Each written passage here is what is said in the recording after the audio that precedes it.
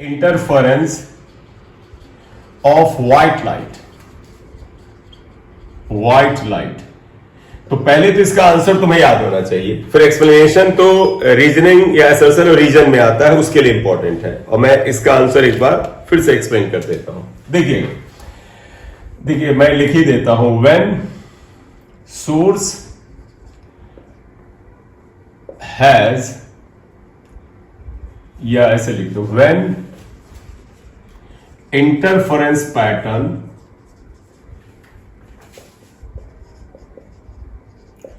is obtained by white light, ये white light से पाते हैं जिसमें विब्ग्योर कलर होता है, यानी 7 कलर होते हैं, देन पहला आंसर जानते क्या आएगा? पहला, zero order fringe will be white होगा बेटा, नॉट ब्राइट। मतलब कई बार बच्चों को ये एक्चुअली कोई लोग ब्राइट को टिक कराते हैं, तो नॉट ब्राइट इसका मतलब नहीं कि व्हाइट होगा तो ब्लड होगा, मतलब ब्राइट मत समझिएगा, व्हाइटनेस एंड ब्राइटनेस से फर्क है। क्लियर? कारण क्या है वो भी मैं बता दूं। कारण ये है, देखो ये क्या तुम्हें याद होगा, इंटरफेरेंस पैटर्न में ये स्लिट था S1 S2, you can look here S1 S2। अगर ये S था सोर्स, आप देखो ये स्क्रीन है, यहां O मिलता था। देखो यहां से वेव चली, यहां से वेव चली, और तुम्हें पता है ये सोर्स व्हाइट लाइट का है। अब जानते हैं ये क्या कह रहे हैं? ये कह रहे हैं कि ये जो लाइट जा रही है और ये लाइट जा रही है, इसमें 7 कलर हैं। जब यहां से 7 कलर, इसके अंदर के 7 कलर जो यहां पर जाएंगे और S1O पे मिलेंगे, तो 7 कलर यहां से जाएंगे और S2 देखो S2O पे मिलेंगे। तो इनका यहां पर कहने का ये मतलब है कि O के ऊपर जो कलर S1 से आएगा S1O डिस्टेंस कवर करेगा, जो कलर की लाइट S2 से आएगा S2O डिस्टेंस कवर करेगा। दोनों की डिस्टेंसेस सेम है, तो सभी कलर के लिए O पर पाथ डिफरेंस 0 होगा। तो फॉर ऑल कलर्स लाइट, या for the light of all colours at O, path difference S1O minus S2O will be 0, and 0 is the condition of the constructive interference। इसका मतलब हर colour की light यहां पर अपनी चमक देगी, और जब 7 कलर की ब्राइटनेस एक जगह मिलेगी तो उसका कंबाइंड इफेक्ट क्या होगा? व्हाइट होगा। क्लियर? राइट? तो दिस इज द कॉज। मतलब अगर आपसे असर्शन रीजन में पूछा जाए तो व्हाट इज द कॉज, तो for all colours light path difference is 0, which is the condition of constructive interference. Therefore, all colors light will be bright at O. If we combine the bright lights of 7 these colors, then the effect will be white. That is why central bright will be white. Clear? With ऊपर की तरफ और नीचे की तरफ इस ये white हो गई बेटा, ये white आ गया। इसके ऊपर और नीचे colored fringes होंगी, तो लिखोगे with colored fringes on both sides of O। O के ऊपर और नीचे दोनों तरफ कलर्ड फ्रिंजेस होंगी। अब इसमें कहां पर क्या होगा? एग्जाम्पल मैं बताऊं, example let at P point पर देखो बेटा ये आएगा। अब मैं तुम्हारे समझाने के लिए अगर हटा दूं, ये देखो S2 से P तक लाइट गई, S1 से P तक गई, ये दूरी ज्यादा है। देखो दिस डिस्टेंस इज मोर, ये दिस डिस्टेंस इज लेस, तो path difference S2P minus S1P आएगा। बेटा ये जो पाथ डिफरेंस होगा, जिस कलर की वेवलेंथ लैम्डा के हाफ के बराबर हो जाएगा। तो पता है ना बेटा 7 कलर है, इस पॉइंट पर जिस कलर की वेवलेंथ लैम्डा की आधी वेवलेंथ के बराबर ये हो जाएगा, वो कलर यहां डिस्ट्रक्टिव हो जाएगा। सपोज हमने मान लिया यहां पर क्या, let at P S2P minus S1P follows lambda for violet, यानी वायलेट की वेवलेंथ के आधे के बराबर हो, तो तुम्हें पता है अगर path difference lambda by 2, 3 lambda by 2, 5 lambda by 2 का ऑर्डर का होता है, तो ये उस कलर के लिए, उस वेवलेंथ के लिए डिस्ट्रक्टिव इंटरफेरेंस हुआ। तो इसका मतलब है इस P पॉइंट पर वायलेट कलर जो होगा वो मिसिंग होगा। बेटा आप चीज ध्यान रखिएगा, बिल्कुल परफेक्ट लैम्डा और परफेक्ट लैम्डा बाई 2 के बीच में भी वेवलेंथ है। देखो लैम्डा बाई 2 से लैम्डा के बीच में भी वेवलेंथ है। जिन कलर के लिए ये वेवलेंथ फॉलो होंगी, जो लैम्डा बाई 2 से लैम्डा के बीच में होंगी, वो कलर ना तो परफेक्ट ब्राइट होंगे ना तो परफेक्ट अंधेरा होगा यानी डार्क होगा, वो पार्शियल डिफ्रैक्शन करते हैं, यानी वहां पर चमक थोड़ी कम होगी और जीरो भी नहीं होगी। तो आई मीन टू से वायलेट कलर के लिए पॉइंट पी पर पूरी तरह से डिस्ट्रक्टिव इंटरफेरेंस होगा, पूरी तरह से मिसिंग होगा। इसके पड़ोस के इंडिगो और ब्लू और ग्रीन जैसे कलर हैं, उनका पार्शियल डिस्ट्रक्टिव इंटरफेरेंस होगा, इसलिए इस पॉइंट पर वायलेट पूरी तरह से मिस होगा। आई और बी यानी इंडिगो ब्लू पार्शियली मिस होंगे, और जब ये कलर मिसिंग में जाएंगे तो इफेक्ट ऐसा आएगा येलो ऑरेंज रेड यानी रेडिश कलर मिलेगा उस पॉइंट पर। बोले क्लियर बेटा? राइट तो अगर आपसे कहा जाए कि किसी जगह पर रेड कलर का स्पॉट मिल रहा है तो इसका क्या मतलब है? इसका मतलब है कि रेडिश टेक्सचर के अलावा वाले कलर के लिए डिस्ट्रक्टिव इंटरफेरेंस हो रहा है। क्लियर बेटा?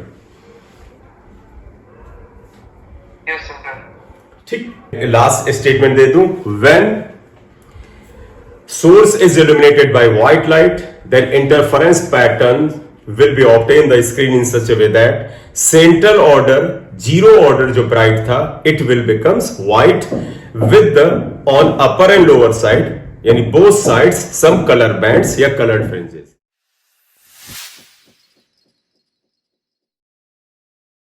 एक हेडिंग देना, effect on interference pattern, interference pattern when entire YDSC setup is immersed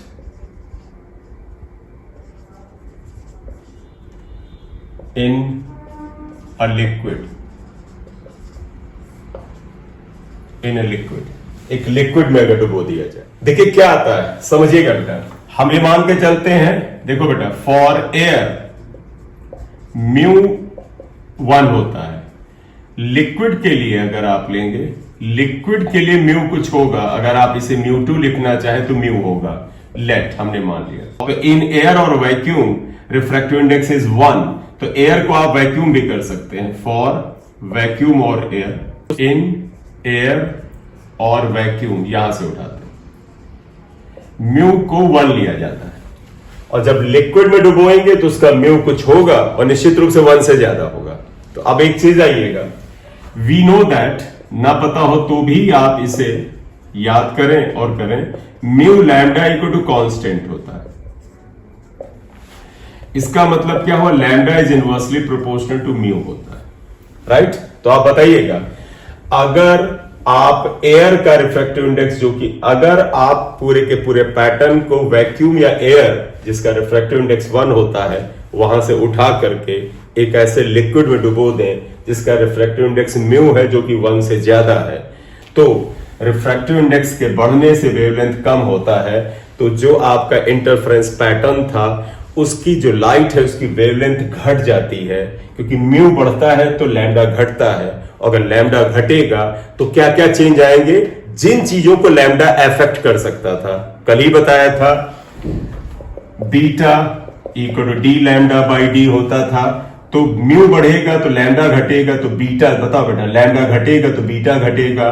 तुम्हें याद होगा एंगुलर फ्रिंज विड्थ था लैम्डा बाई डी, लैम्डा घटेगा तो थीटा घटेगा। इसके अलावा बताइएगा पोजीशन ऑफ mth फ्रिंज क्या था, ym का फार्मूला क्या था? M D lambda by D था, और ये किसके लिए था? सभी के लिए था कि डिस्ट्रक्टिव के लिए था? Constructive, correct. तो ये बेटा ब्राइट के लिए था, ब्राइट मतलब कॉन्स्ट्रक्टिव, और डिस्ट्रक्टिव के लिए क्या था बेटा? m minus half. हाँ, तो ये डार्क के लिए था। तो आप बताओ बेटा, किसी लिक्विड में डुबोने से म्यू बढ़ता है, लैम्डा घटता है। अगर लैम्डा घटेगा तो बीटा घटेगा, लैम्डा के डायरेक्टली प्रोपोर्शन है, थीटा घटेगा, लैम्डा के डायरेक्टली प्रोपोर्शन है।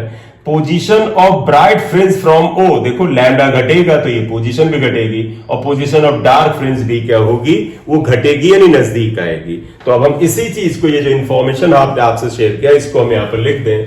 तो देखिएगा, effect on the interference pattern with the entire YDAC setup is emerge in a liquid, क्या आएगा, तो तुम्हें कहोगे कि सिंस इस वाले इंफॉर्मेशन को ले रहे हैं, देखो हमने बता दिया इन एयर और vacuum refractive index is 1, liquid का रिफ्रैक्टिव इंडेक्स म्यू है जो कि 1 से बड़ा है, तो हमें पता है म्यू लैम्डा कांस्टेंट होता है, इसका तो म्यू और लैम्डा में इनवर्स का रिश्ता होता है, ये इक्वेशन आई।